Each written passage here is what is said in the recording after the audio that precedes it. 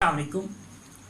Dear students, today we start a new course.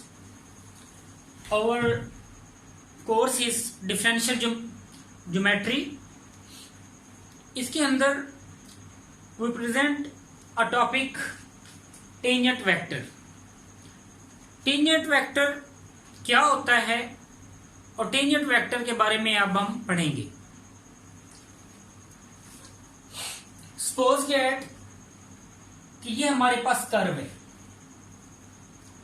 Curve के ऊपर ये हमारे पास एक पॉइंट P है जो कि इस कर्व के ऊपर है. कर्व को हम S ऑफ T से जाहिर करते हैं.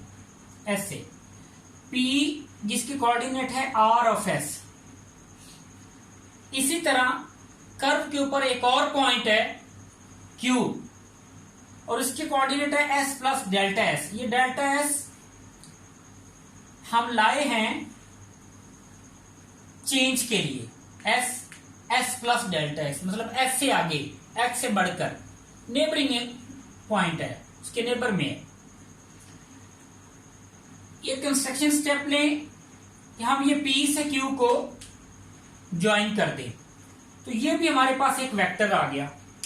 हम अगर इसको डायरेक्शन देना चाहें तो ये इसकी डायरेक्शन होगी. अब ये P से Q तक जो हमारी आर्क लेंथ है, इतनी आर्क लेंथ को हम S कह रहे हैं. P से Q तक जो नेक्स्ट पॉइंट तक हमारी आर्क लेंथ है उसको हम डेल्टा X कह रहे हैं. अब P से Q तक और P से O तक ओरिजिन तक हम इसका पोजीशन वेक्टर ले लेते हैं R. इसी तरह Q से O तक हम इसका पोजीशन वेक्टर ले लेते हैं R vector plus delta R vector. I think figure को एक्सप्लेन कर दिया कि कर्व है जिसके ऊपर पॉइंट P है, Q है, R of S plus delta S है, इसके S है, डेल्टा S फॉर चेंज, ये चेंज इन आर्क है, ये वेक्टर है और ये R पोजीशन वेक्टर है P से, R vector plus delta position vector है फ्रॉम Q से, जिनकी डायरेक्शन हम ऐसे रिप्रेजेंट कर देते हैं. तो ये सारी बात जो मैंने बोली है इसको मैंने लिख दिया. किस तरह हमने P से Q को ज्वाइन कर दिया. ठीक है, यहां तक. अब हमने टेंजेंट वेक्टर मालूम करना है. टेंजेंट वेक्टर हमारा ये रेड वाला वेक्टर है. टेंजेंट किसे कहते हैं? कर्व के किसी एक पॉइंट से टच करती हुई जो लाइन होती है, एक्सटर्नली टच करती हुई जो लाइन होती है, उसको आप टेंजेंट वेक्टर कहते हैं. मतलब ये कर्व के अंदर नहीं जा सकता, टच करके गुजरेगी. तो ये वेक्टर जो है ना, ये इसका ये यूनिट वेक्टर है, ये हमने फाइंड करना है. Okay, we have a triangle. हमारे पास एक ट्राइंगल बनती है.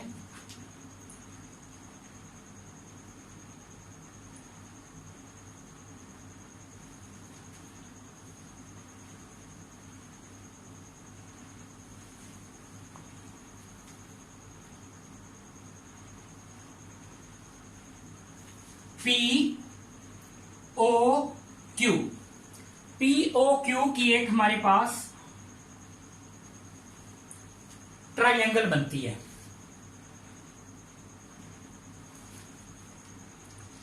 तो ये इन दोनों के दरमियान 90 का एंगल है. तो ट्राइंगल लॉ के बारे में आपने पढ़ा होगा, vector addition of triangular law. पहले मैं उसको एक्सप्लेन कर देता हूं, फिर मैं फिगर के मुताबिक उसको यूज करूंगा. किसी भी दो वेक्टर का सम किसी तीसरी साइड के बराबर होता है और वो जो सम वाला वेक्टर होता है उसको आप रिजल्टेंट वेक्टर बोलते हैं. इसको आप कई दफा यूज कर सकते हैं. अगर ए वेक्टर है उसके साथ बी को ज्वाइन किया है तो आर उसका रिजल्टेंट वेक्टर होगा ऐसे.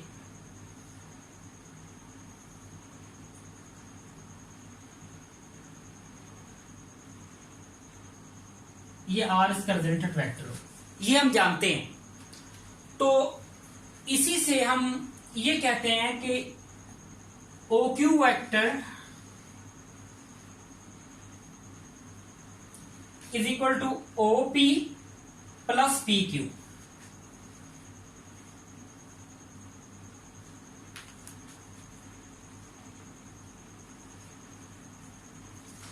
ओ Q vector O P plus P Q. यहां से हम ये पी क्यू वेक्टर फाइंड कर लेते हैं। P Q vector is equal to, ये ओपी इधर ऐड हो रहा है, इधर आके माइनस हो जाएगा। ओ क्यू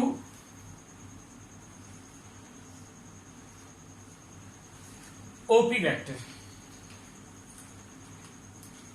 अब पी क्यू वेक्टर हमारे पास आ जाएगा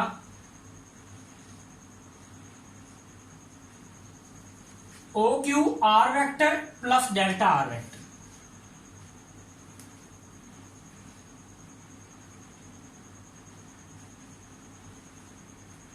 minus O P R vector.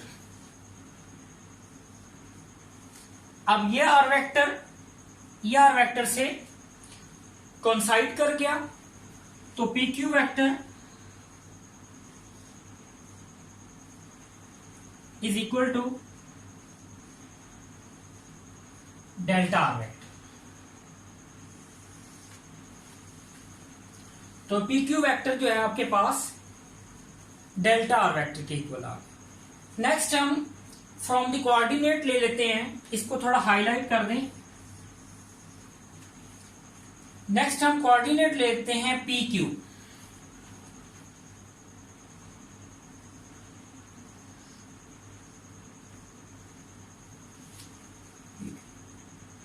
ये आप जानते हैं वेक्टर में final vector minus initial vector.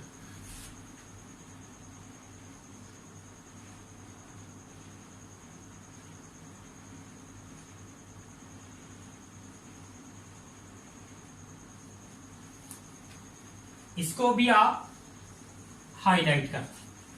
अब इसको और इसको आप कंपेयर कर लें। Delta R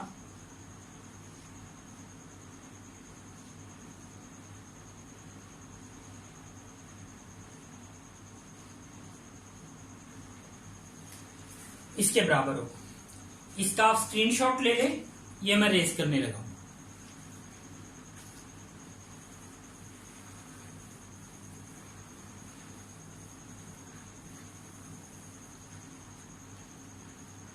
next delta R vector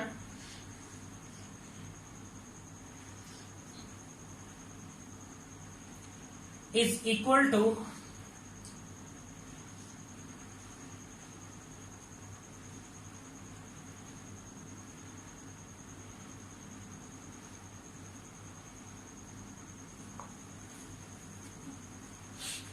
मतलब देखें, इस इक्वेशन को हमने इधर रीराइट किया।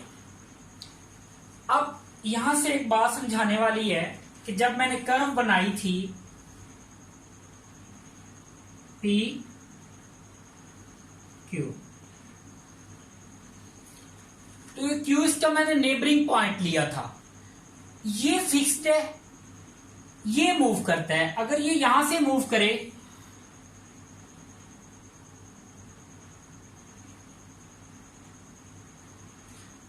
P अपनी जगह पर है, ये मूव करके यहां पे आ गया, तो ये वेक्टर जो पहले यहां था फिर ये ऐसे हो जाएगा।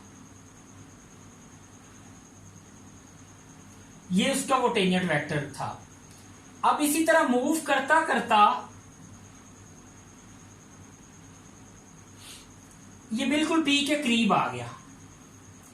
अब इसी तरह ये जो वेक्टर था ये भी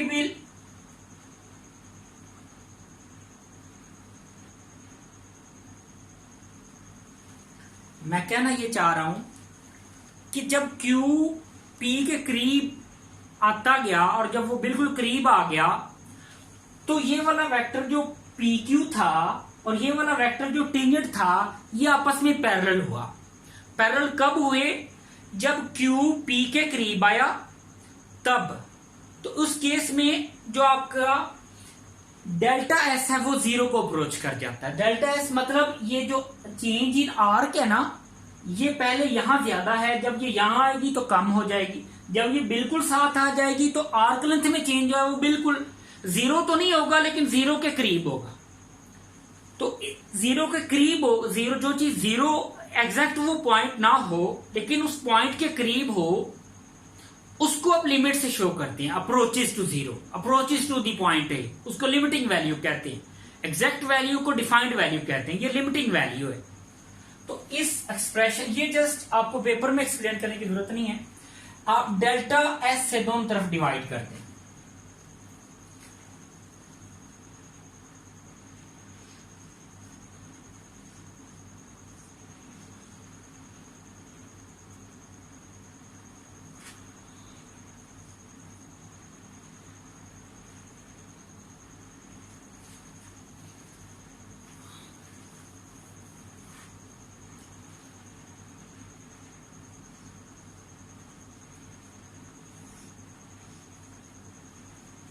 तो जब Q P को कंसाइड किया तो delta S approaches to zero, अभी आपको बताया लिमिट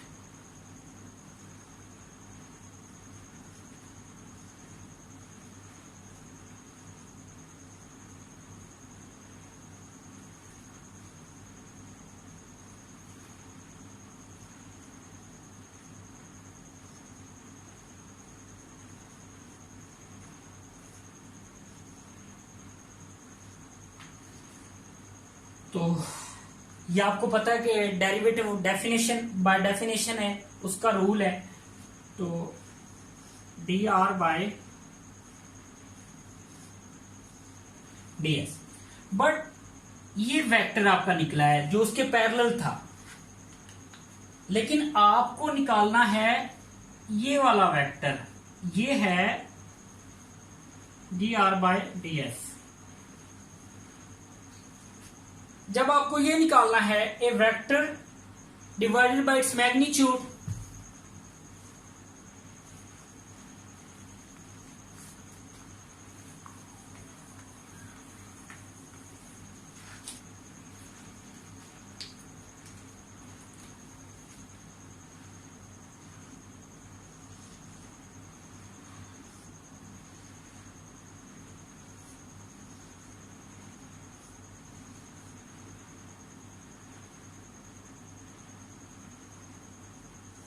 इसकी मैग्नीट्यूड आप कुछ भी हो सकती है, आप 1 ले लें क्योंकि यूनिट वेक्टर क्रॉसपोंड है।